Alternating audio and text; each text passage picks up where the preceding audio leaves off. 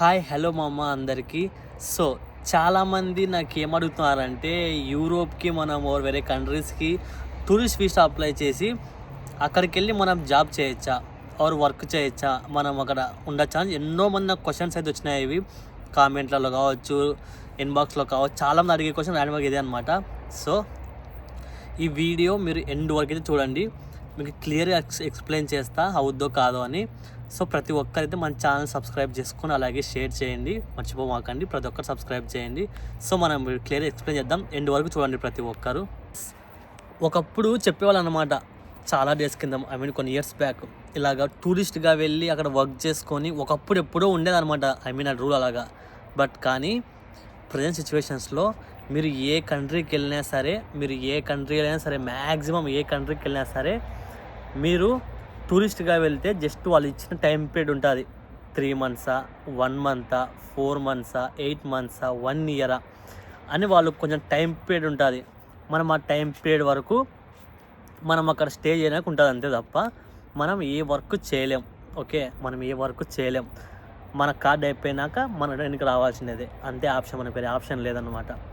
మీ కార్డుని మీరు అక్కడి నుంచి మళ్ళీ టూరిస్ట్ వీసా కార్డు నుండి వర్క్ పర్మిట్ కార్డుగా మార్చుకోలేము. అదైతే 100% మీరు ఇంకా అదైతే ఆశ ఉన్నదన్నమాట. మీరు ఏ కంట్రీకైనా సరే వర్క్ చేయడానికి వెళ్ళాలంటే మీరు ఇండియా నుంచి ఎంబసీ నుండి వర్క్ మీదనే వెళ్ళాలి. మీకు ఒకటి అక్కడ జాబ్ స్పాన్సర్షిప్పో, లేకపోతే మీకు ఏదైనా రిలేషన్షిప్ స్పాన్సర్షిప్పో, లేకుంటే బిజినెస్ ట్రిప్పో, లేకపోతే చాలా ఉంటాయి అందులో. సో మీరు అందులో ఏదైనా అయ్యి వెళ్తే తప్ప మీరు అక్కడ వర్క్ చేయడానికి ఎలిజిబుల్ తప్ప, టూరిస్ట్గా వీసా వెళ్తే మీరు ఏ కంట్రీకి ఎలిజిబిలిటీ కారు. చాలామంది డౌట్ అనమాట ఇది. సో చాలామందికి అడుగుతున్నారు. సో అందుకని ఈ వీడియో అదే చేసిన అనమాట. సో మీరు ఇలాగా ఇక్కడికి వర్క్ కోసమే రావాలి అని ఉంటే మీరు వర్క్ పర్మిట్ చెప్పాక ఇందాక ఇవన్నీ లిస్ట్లో ఉండేటివన్నీ మీరు ఇలా అప్లై చేసుకోవచ్చు.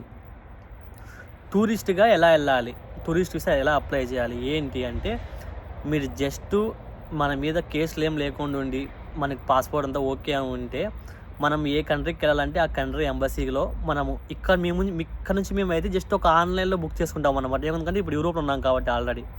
సపోజ్ లండన్కి వెళ్ళాలన్నా ఎక్కడికి వెళ్ళాలన్నా సరే, ఇండియా నుంచి వచ్చే వాళ్ళు ఏం చేయాలంటే మన ఇండియాలో ఎంబసీకి వెళ్ళాలన్నమాట. ఎంబసీకి వెళ్ళి అక్కడ అప్లై చేయాలన్నమాట. వాళ్ళు ప్రతి ఒక్కటి యూరోప్కి కానీ, అమెరికాకి కానీ, ఆస్ట్రేలియాకి కానీ ఇలాంటి దానికి అప్లై చేసేటప్పుడు వాళ్ళు 10కి 20 మార్లు చాలా చెక్ చేస్తారు అనమాట. అంత ఈజీగా అయితే ఉండదు, కొద్దిగా గట్టిగా చెక్ చేస్తారు టూరిస్ట్కైనా ఎవరికైనా సరే. మామూలు కొంచెం ఫ్యామిలీ రికరింగ్ ఉంటుంది అనమాట. ఇక్కడ ఆల్రెడీ ఇక్కడ వాళ్ళు ఉండి ఎవరైనా వాళ్ళ ఫ్యామిలీ మెంబర్స్ ఇండియన్స్ తెప్పియాలంటే అది ఈజీ పని, పెద్ద కష్టం ఉండదు అనమాట. వాళ్ళు డైరెక్ట్ వాళ్ళ ఫ్యామిలీ అప్లై చేసుకోవచ్చు. సో ఎవరైతే ఇండియా నుంచి అబ్రాడ్కి టూరిస్ట్కి వెళ్ళాలనుకుంటే అలాంటి వాళ్ళందరూ మనం ఇండియా ఎంబసీలోనే అని చూసుకోవాలన్నమాట. ఏ కంట్రీ ఎంబసీ ఆ కంట్రీ ఎంబసీకి వెళ్ళాలన్నమాట.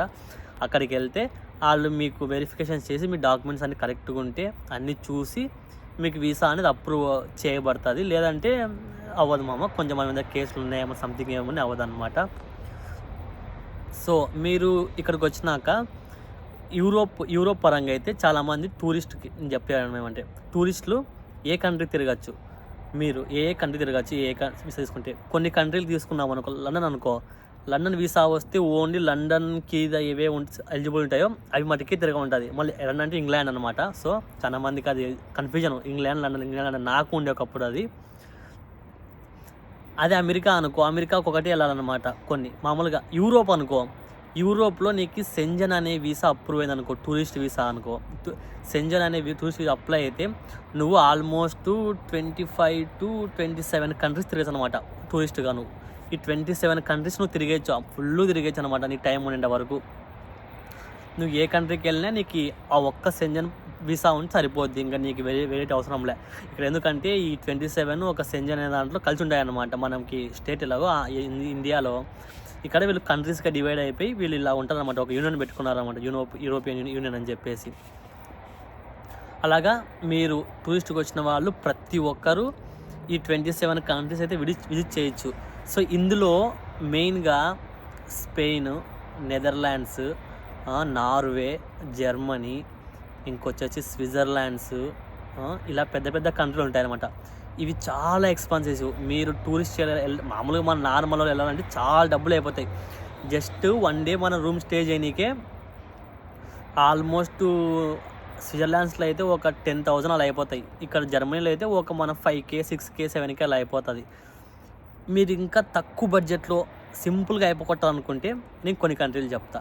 ఏమంటే స్లోవాకియా, పోలాండ్, రొమానియా, హంగేరీ, ఇంకా వచ్చేసి స్లోవానియా, ఇంకొచ్చేసి ఇక్కడ క్రొయేషియా, సరేబియా, ఇలాంటి కంట్రీలన్నీ మీరు చాలా లో బడ్జెట్లో తిరగచ్చు అనమాట. మీకు టికెట్ రాను పోను ఒక 60,000 70,000 అయినా సరే ఇక్కడ మీరు ఒక 1 month ఉండాలంటే ఒక 50,000 50,000లో రిచ్గా బతికేచ్చరా మామ. రిచ్గా 50,000లో రిచ్గా ఉండొచ్చు మీరు. మామూలు కూడా కాదు, రిచ్గా అట్లే 50,000 మంచిగా తిరిగి ఎంజాయ్ చేయొచ్చు ఈ చిన్న కంట్రీలో. ఒకటే మామూలుగా జస్ట్ ఒక కంట్రీలో చెప్తున్నాను నేను. ఒక కంట్రీలో ఒక 1 month ఉంటే ఒక 60,000 అయిపోద్ది టికెట్ కాకోకుండా. మీరు ఈ ఒక 4-5 కంట్రీలు కవర్ చేయాలనుకోండి. చెప్పిన లిస్టు నాకు చెప్పినా కదా, స్లోవాకియా, పోలాండ్, ఇవన్నీ ఇంచుమించు ఒక 80,000 అయిపోతే ₹1,00,000 అనుకో మామ. టికెట్ కాకుండా ₹1,00,000 పెట్టుకున్నాం అనుకో, మంచిగా హ్యాపీగా తిరిగేచ్చు ఈ కంట్రీలన్నీ మంచిగా. మీరు పెట్టుకునే దాన్ని బట్టి నేను చెప్పి చాలా మిడిల్ క్లాస్ వాళ్ళు చెప్తున్నా. రిచ్ ఉండే వాళ్ళకైతే ఒక రోజుకే ₹1,00,000 పెట్టి రూములు కూడా ఉంటాయి ఇక్కడ. అట్లా అనుకోకూడలే, అట్లా ఉంటాయి కానీ బట్ నేను చెప్పడం ఏంటంటే ఇలా అన్నమాట.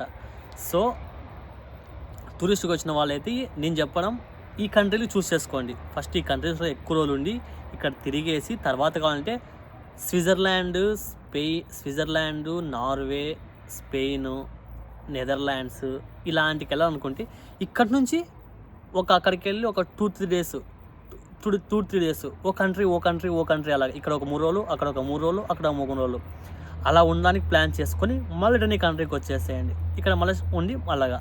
ఎందుకంటే మీరు అదే కంట్రీలో స్టే అనుకో మీకు దూరం తిరిగిపోతుంది, భారీగా అయిపోతుంది ఖర్చులు అట్లే.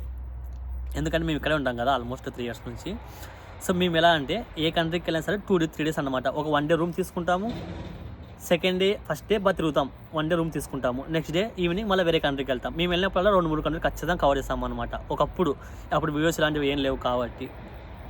సో మీరు కూడా ఇలా ఫాలో అవ్వచ్చు. మాకైతే మహా అని తిప్పి కొడితే ఏ కంట్రీకి పోయినా ఒక 20,000 లోపు అయిపోతాయి అంతే. 20,000 కానీ సచ్చా ఒక 2 కంట్రీలు 20,000 పెట్టుకుంటే మేము 2-3 కంట్రీలు తిరిగేసి వస్తాం. ఎందుకంటే మేము ఇక్కడే ఉన్నాం కాబట్టి మాకు ఫ్లైట్ టికెట్లు ఏం అవసరం పడవు, ఏం పడవు. అన్నీ మేము మీడియా కొనుక్కొని బ్యాగ్ వేసుకొని పోతాం. ఆడే వంట చేసుకోవచ్చు మంచిగా. హోటల్స్ ఉంటాయి, హోటల్స్లోకి వెళ్ళి వంట చేసుకొని మంచిగా తిని తిరగచ్చు.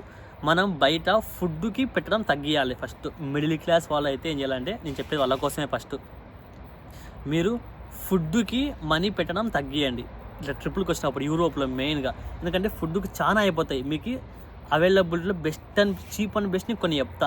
కొన్ని మన ఇండియన్ స్టోర్స్ ఉంటాయి, అక్కడ మీకు రైస్ ఐటమ్ కొనుక్కోండి, తక్కువ పడుతుంది.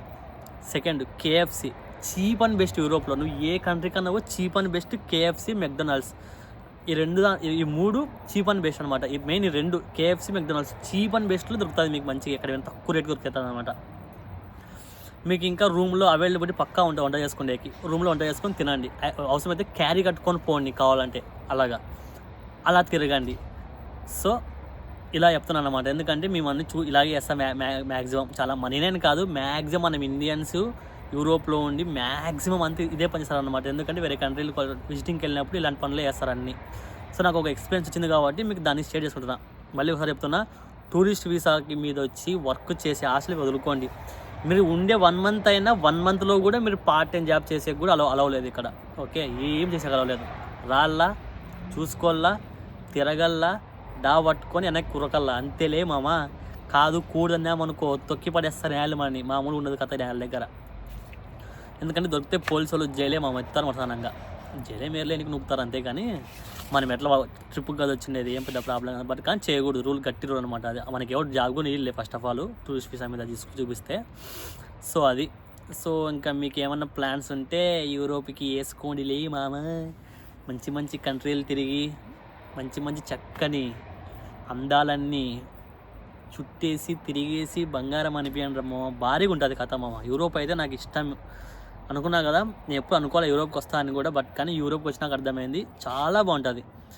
గన్ కల్చర్ ఉండదు, డ్రగ్స్ ఇల్లీగల్ కాదు ఇక్కడ, ఇలాంటివన్నీ ఏమి లీగల్ ఉండవు. చాలా బాగుంటుంది యూరోప్. సో మీరు చూసుకొని మంచిగా టికెట్లు బుక్ చేసుకొని బ్యాగ్ బట్టలు సర్దుకొని వచ్చినారనుకో, జయ్యని లేవచ్చట్లే. ఎట్లా మామ, జయ్యని లేకపోతే అట్లే భారీగా ఉంటుంది. ఇట్లా మామ కథ ఇలా ఉంటుంది. ఇంకా మీరు చూసుకొని వస్తే బ్రేక్ ఇవ్వచ్చు. మీకు ఏమైనా డౌట్లు ఉంటే కానీ ఇంకా ఏమన్నా ఉంటే కానీ మనకి కామెంట్ చేయండి.